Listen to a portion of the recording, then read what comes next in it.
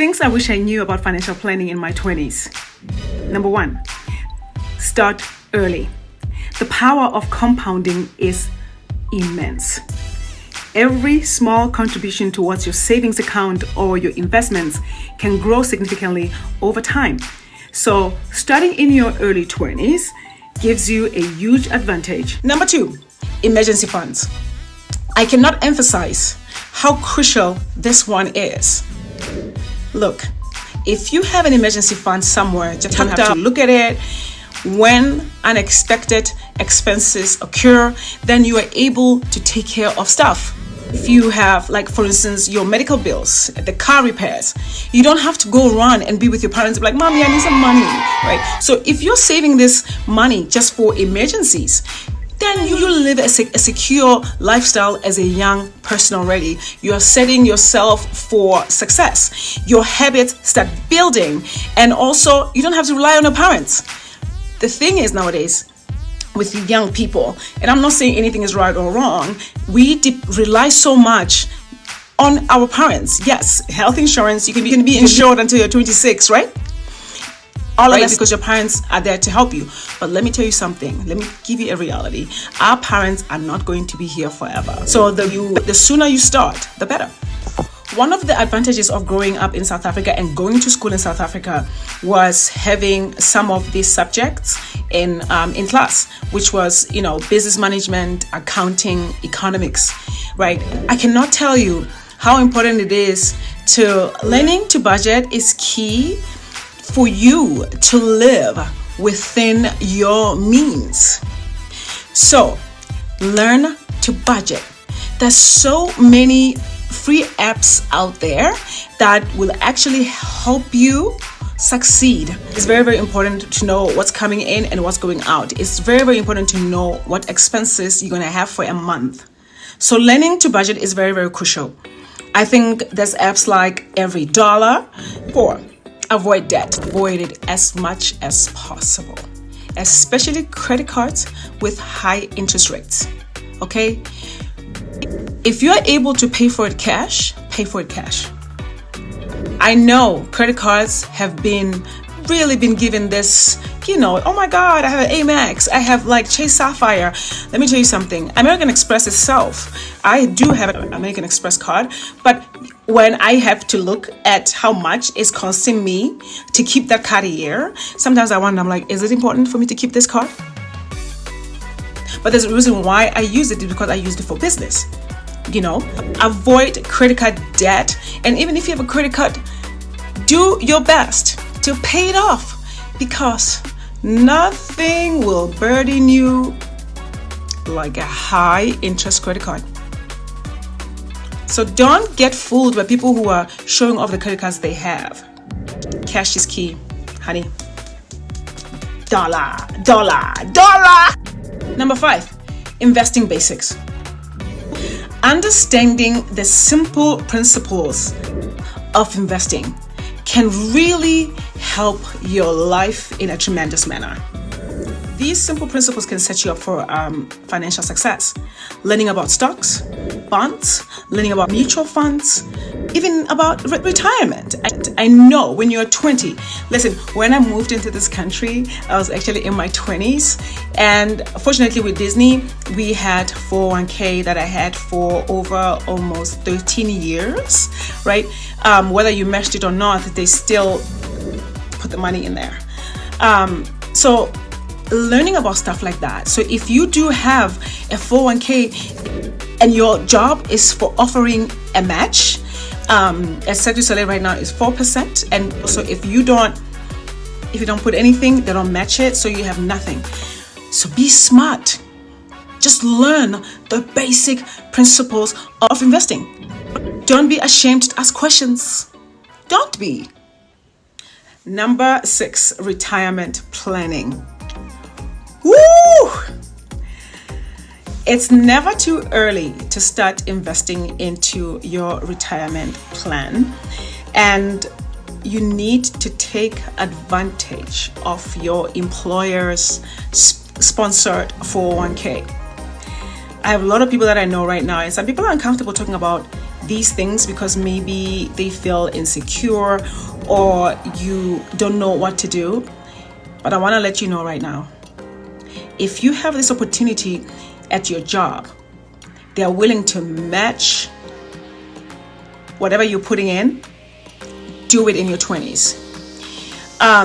Start now. You don't want to wait till you're 40 and start. The sooner, the better. Especially if you're in your 20s and you just got this lovely job that is offering you this. And also, especially if you're a performer. If you're a dancer, if you're a singer, if you're an actor, your job is offering you this opportunity. Take it. It's free money. This is the money that you get. It's not even taxed. They take it out of your check, boom, put it away. And then as you get older, it grows. Easy peasy, simple as that. Number 7, build your credit, but be careful. Don't build your credit on too much debt.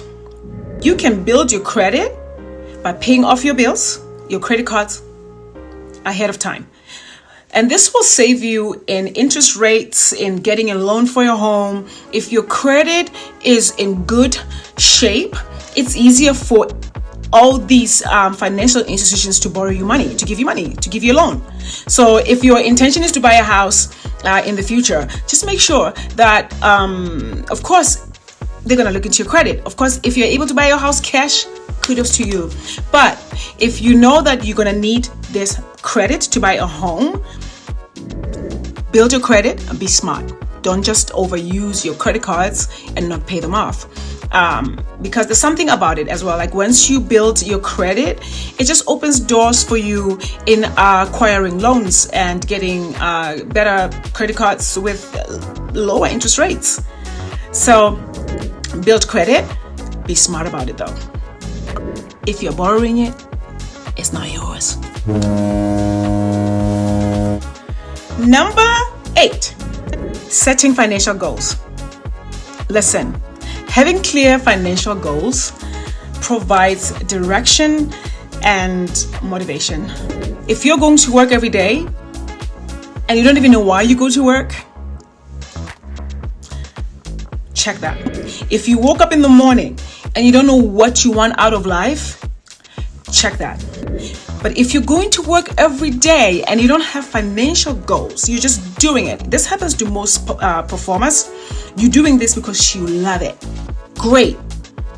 But there's nothing sad like seeing a performer who's been a performer for 15, 20 years, and they have hustled and they have auditioned and they have booked a job after job. They have nothing to show for it. If you're a performer and you finish and you retire and you have no place to live, check why you do what you do. Why you do what you do, so that you don't have to struggle in your retirement age. Setting financial goals is very, very important. Number 9, lifestyle inflation awareness. Listen, the more money you make, the more you want to spend it, okay? The more you want to show it off with material things.